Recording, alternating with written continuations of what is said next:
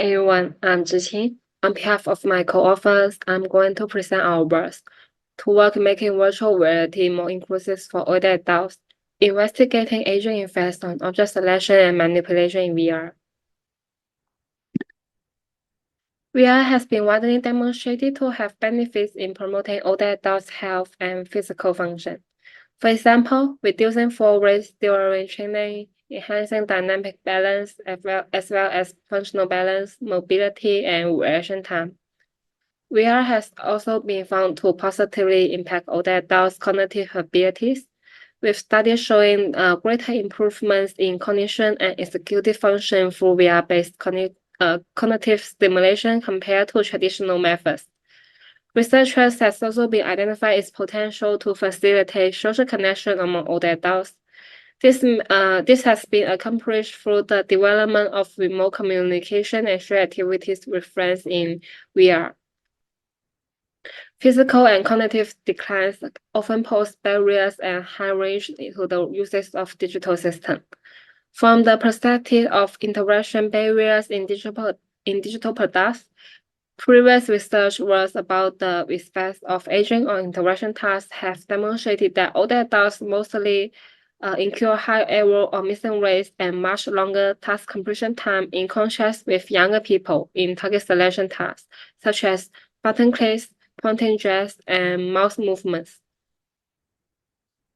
Selection and manipulation have been identified as the most general and fundamental interaction in 2D and 3D interface.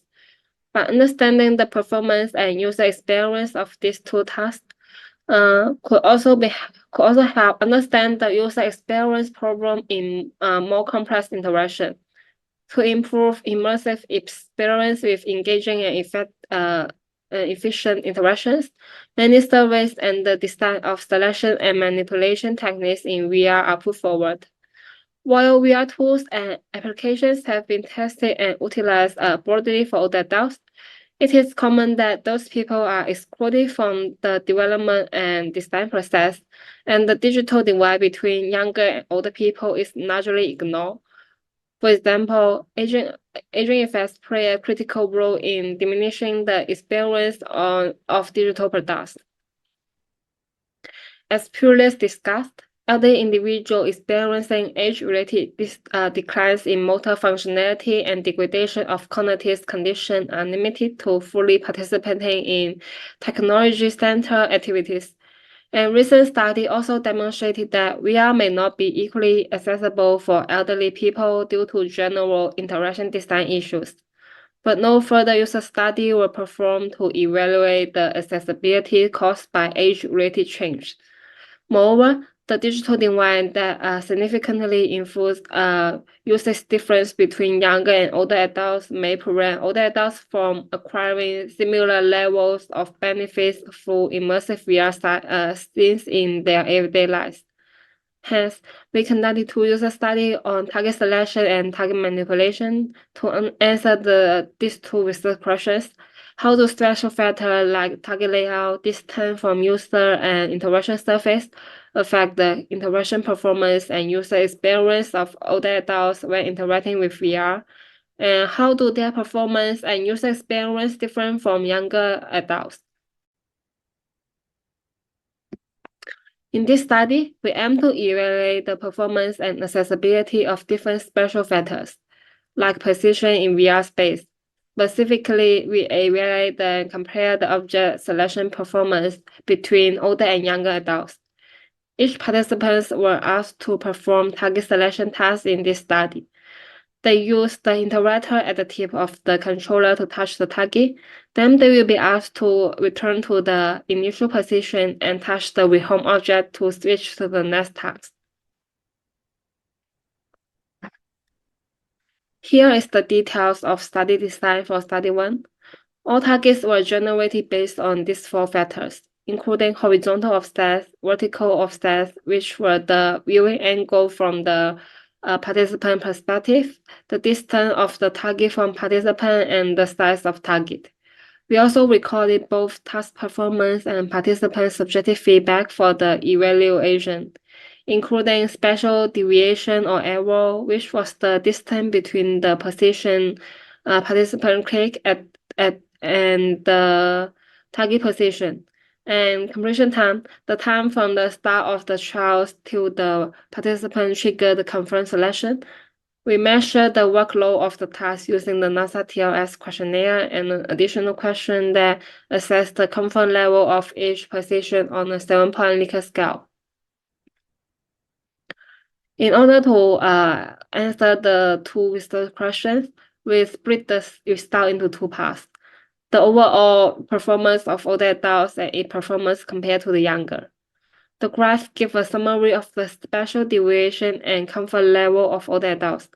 The circle size represents the error deviation in meters of each position, and the color represents the comfort level of each position. The higher score represents the lower comfort level.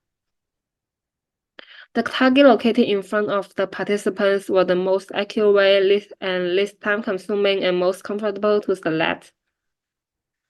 Older participants tended to perform worse in the lowest and highest position. Unfatigue resulted in low accuracy when selecting targets as upper positions.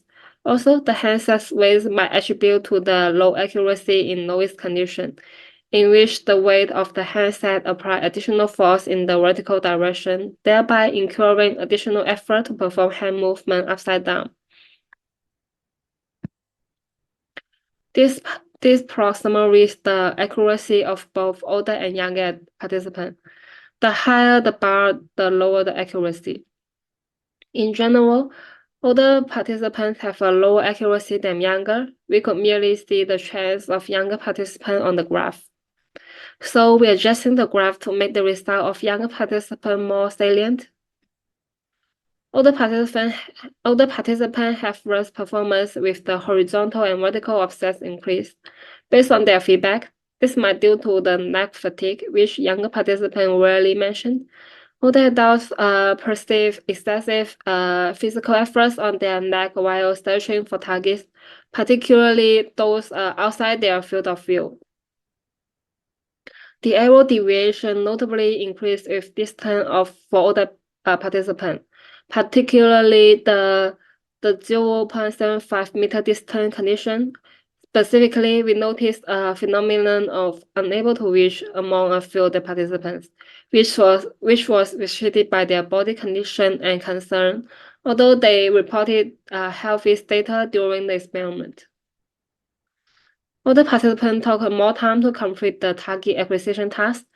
Age-related change may require extra physical effort for older participants when selecting targets that are farther, smaller, and non-egocentric. Second, an older participant's tendency to linger around targets before confirming their selection may have led to significantly longer time for location perception. The objectives of the second study was to evaluate the performance and difference of object manipulation with older and younger adults under different spatial factors like position and interaction surface. For the rotation task, participants were asked to rotate the object to desired position. For example, in the video, the white object needs to rotate to overlapping the green shadow.